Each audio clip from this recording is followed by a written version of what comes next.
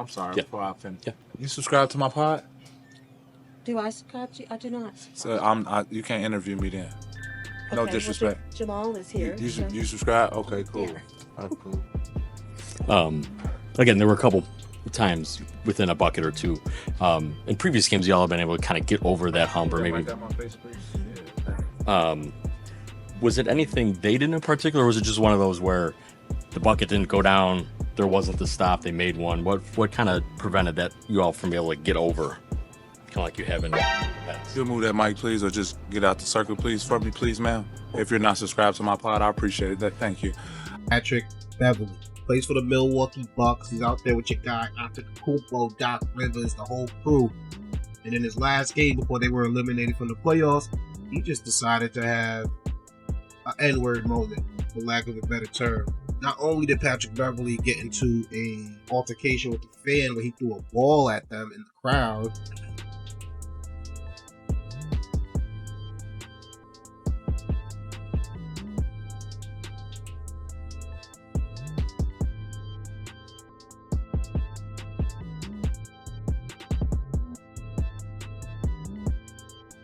he also got into a little beef with the ESPN producer in the media scrum. Please, I'm sorry, Yeah. before I finish. Yeah. You subscribe to my pod? Do I subscribe to you? I do not. So you can't interview me then.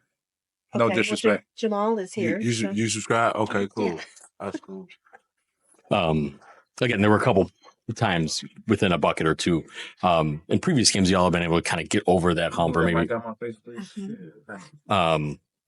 Was it anything they did in particular, or was it just one of those where the bucket didn't go down, there wasn't the stop, they made one? What kind of prevented that you all from being able to get over, kind of like you have in the past? You'll move that mic, please, or just get out the circle, please, for me, please, ma'am. If you're not subscribed to my pod, I appreciate it. Thank you. As you see in the video, Patrick Beverley asked the reporter if she subscribed to his podcast. Not sure how you would know who subscribes to your podcast and who doesn't, but it seems like he had some prior knowledge that this lady did not subscribe to his podcast. I'd imagine that had to be very embarrassing for the reporter, and ESPN responded by saying Patrick Beverley is now banned from the cable network. He won't have any appearances on First Take or any other shows that he might appear on, and no apology from the Bucks, Doc Rivers, or even Patrick Beverley himself is going to change that.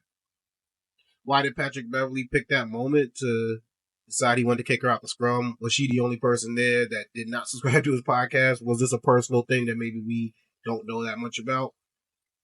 Probably. You know what I mean? But it was interesting. It was interesting to see. It was just a lack of professionalism. I doubt that would have been his reaction if they would have won the game, if that wasn't their elimination game. I doubt he would have gotten into it with a fan. You know what I mean? Like, there's a certain limit, you know what I mean? Now, definitely do fans go overboard? Yes, we see my man LeBron, you know what I'm saying, have to flinch on a fan just to let her know, yo, this ain't a game. But he ain't about to go over there and snuff her or throw a ball at her. You know what I mean? Patrick Beverley, you taking it to a whole nother level when you do that. As far as the beef with ESPN and the reporter, I'm not sure if that's really going to even affect Patrick Beverley. I mean, he's at the point now where he has his own platform, and he doesn't have to rely on that. But let's not lie, that type of exposure helps, especially post-career. Who knows how many years Patrick Beverley has left in the NBA.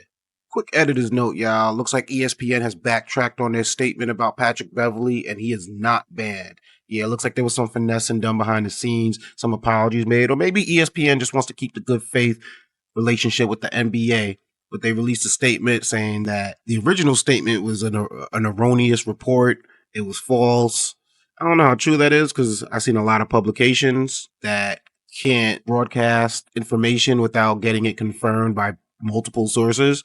So I don't know how much I believe that it was an erroneous report, but do I believe that behind the scenes there was some finessing and they were like, you know, let's keep the open communication between Patrick Beverley and the NBA and all their players and the association. Yeah, somebody ironed everything out, but it looks like Patrick Beverley will not be banned from ESPN moving forward. It's even wilder. Speaking of wild moves, we seen your guy Patrick Beverley. I think I spoke about this on the last episode. He not only got into an awkward altercation with an ESPN producer. Yeah. You subscribe to my pod?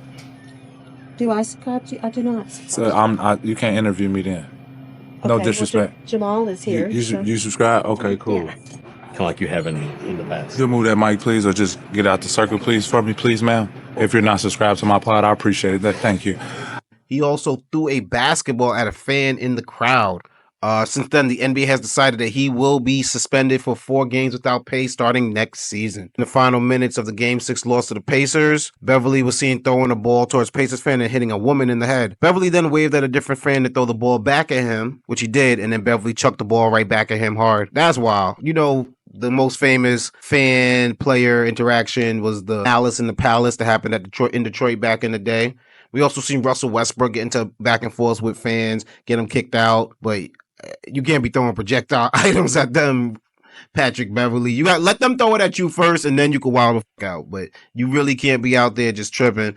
Now, Beverley said that, you know, he reacted that way to the fans because of what happened.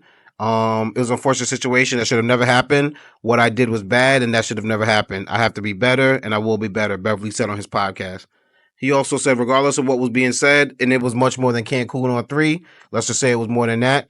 I've been called a lot of stuff in this league. I haven't been called that one. Still inexcusable. It doesn't matter what was said. I still have to be better, and I will be better. The Indianapolis police are also investigating the ball throwing incident between Patrick Beverley and the fans. In regards to the interaction Beverley had with the reporter, he said, I've done that since I've had a podcast. I instantly get her number. I call her. Ain't nobody told me to call her.